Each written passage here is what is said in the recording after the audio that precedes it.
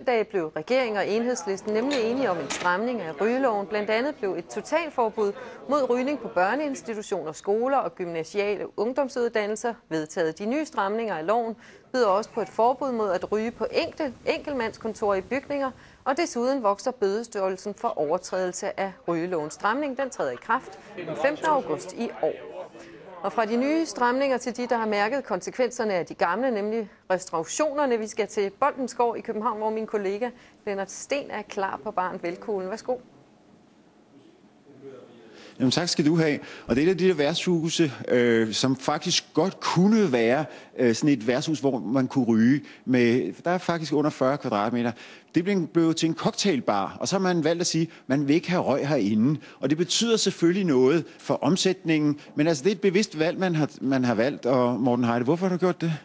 Jamen, jeg har primært valgt det for ikke at genere mine ikke-rygende gæster med røggenerne og lugtgenerne bagefter. Og så også mit personale, som er herinde, for at de ikke skal gå og arbejde i røg. Nu har vi et stort udendørsområde, som vi så kan benytte os af i stedet for. Så det er derfor, vi har valgt det første omgang. Jeg sagde noget om, at det koster på omsætningen, det her. Hvad vil du skyde på, du kunne lave flere penge? Hvor mange flere penge kunne du lave, hvis man måtte ryge herinde? Jamen, jeg kan sige, nu er det svært for os at sige, fordi vi har det der udendørsområde, som vi har, men for et lille sted, der ikke har det udendørsområde, hvor folk de bliver jaget ud på gaden, der er det jo svært selvfølgelig alt efter omsætning, men jeg kunne forestille mig, at det er nok en 20-30%, man går ned i omsætning, og det er for at være helt realistisk. Skulle der noget til, hvis du nu blev presset på pengepunkten? Vil du så åbne for rygning herinde? Jeg selv ikke ryger, så nej, det vil jeg nok ikke, og det er fordi, jeg står meget fast på mine principper. Man kan sige, jo, man skal aldrig sige aldrig. Hvis vi virkelig var presset på pengepunkten, så vil man gøre, hvad der skal til for at overleve. Nu vil jeg lige se en gang, fordi vi vil lave en lille debat herinde. Vi har taget en af regeringspartiernes sundhedsordfører med herind, og for egentlig at høre, hvor langt er de parat til at gå. Og så har vi taget Claus Kjellerup, musiker, komponist med meget mere, og ikke mindst ryger. Grænsen for rygerne, skal de helt ud af alle værtshuse, eller hvad mener du? Jamen altså, så har værtshusene jo ikke noget underlag. Vi står i en bar her, som rent faktisk, hvor man ikke kan ryge herinde. Jo, men man kan ryge lige her. Hvis du drejer kameraet et lille øjeblik, så kan du se, at man kan ryge ude på et flot udendørsområde, som kan overdækkes, og hvor der er masser af varme. Det ser rigtig hyggeligt ud. Jeg synes, det ser fantastisk ud, vil jeg godt have lov at sige. Og så ved jeg, at der er et hav af rygebarer lige her i nabolaget. Jeg har selv været på forskellige af dem, ikke? Så du ved, det er jo et spørgsmål om, at alle sådan nogle steder, de skal kunne servicere alle slags publikummer. Mænd, kvinder, ryger, ikke-ryger. Det giver den bedste økonomi. Men ikke-rygerne hader røgen. Så det er vel fair nok, at man kan gå på værtshus, på barer, uden at man får den røg? Jamen, det kan man jo. Så det er okay, at rygerne ryger ud af værtshusene, også de små værtshus? Det er okay, at de får lov til at bestemme selv, ligesom han har gjort her, Morten. Han får lov til at bestemme her, og det er en skandale, at hvis hans sted var 41 kvadratmeter, så kunne han ikke få lov at bestemme selv. Det er skandale. Alle skal kunne serviceres. Vi er alle danskere, vi betaler alle skat. Jeg betaler endda mere end Camilla Hersom. Jeg ryger også. Lad os en gang lige gå over til Camilla Hersom. Nu valgte I de små værtshuse, var ikke i spil den her gang. Mange af værtshusejerne var nervøse for, at de skulle komme i spil. Tror du, I på et tidspunkt tager fat i det også? Altså, jeg vil tro, og jeg vil da også håbe, at Danmark følger den internationale tendens, som går til, at man hele tiden har fokus på det her område, fordi det er så helt utrolig vigtigt ud fra en sundhedsmæssig betragtning. Og der må man jo sige, at de restriktioner, som ligger i rygeloven, er jo ikke nogen, vi har lagt ind for at genere værtshusejere, eller for den sags skyld genere rygerne. Det er jo eller Claus Kjellerup her ved siden af. Eller Claus Kjellerup. Men det er jo af hensyn til vores allesammens sundhed, og fordi at man kan ikke negligere den viden, vi har om røg. Det er vi nødt til at gøre noget ved. Nu har vi så i den revision, vi lige har vedtaget, eller er blevet enige om politisk, der har vi særlig fokus på de unge, fordi i modsætning til resten af befolkningen, hvor antallet af rygere faktisk falder, så er tallet stagnerende for de unge. Det er stadigvæk 10% af de 15-årige, der ryger dagligt, og det er alt for mange. Nu skal I til at revidere den igen i 2013-2014. De små værtshus, kommer de i spil her, tror du? Altså, det er jo for tidligt at sige. Hvad mener du selv? Det er for tidligt at sige noget som helst om. Men hvad mener du så? Jeg tror ikke, det er nogen hemmelighed, at de forskellige partier har forskellige indfaldsvinkler til det. Og i det radikale venstre er vi faktisk parate til at gå ret langt på forebyggelsesområdet.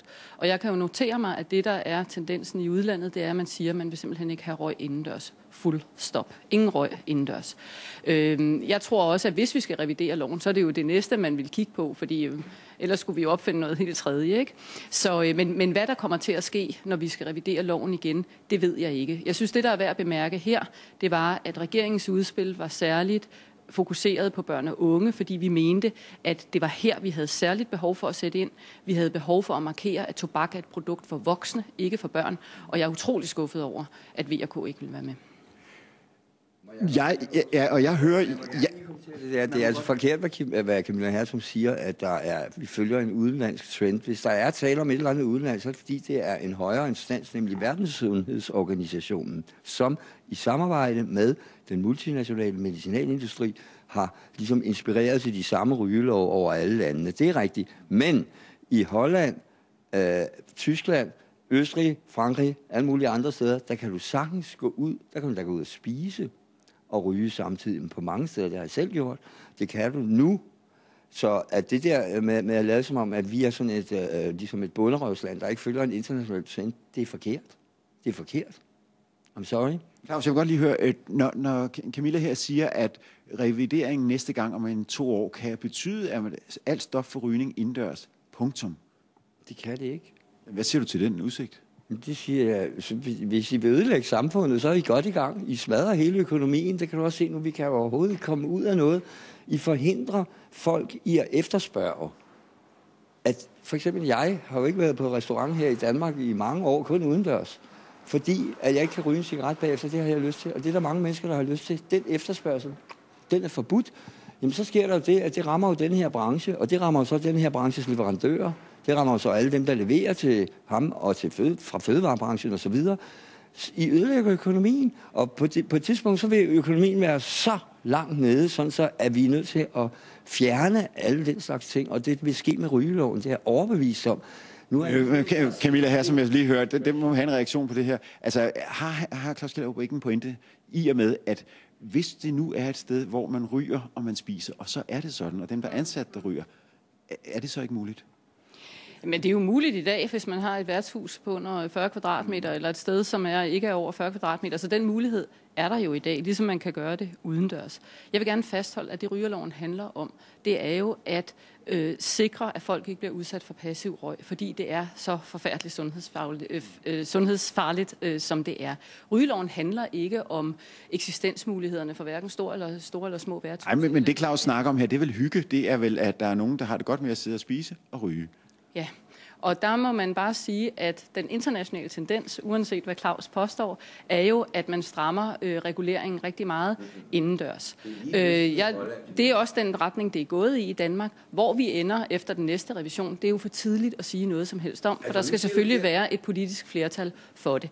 Det, jeg synes, der er enormt ærgerligt, det er, at den her diskussion bliver til en diskussion om ideologi, fordi jeg synes, den skal handle om fakta, den skal handle om sundhed, den skal handle om, at hvis man skal pege på én enkeltstående faktor, som kan forklare, hvorfor danskerne lever kortere end vores naboer, altså nabolande, så er det rygning. Men rygning slår ihjel, Claus Kjellerup? Når vi lever 3 år kortere end franskmændene og spanierne, så er det rygning, og det er sjovt, for de ryger mere end os.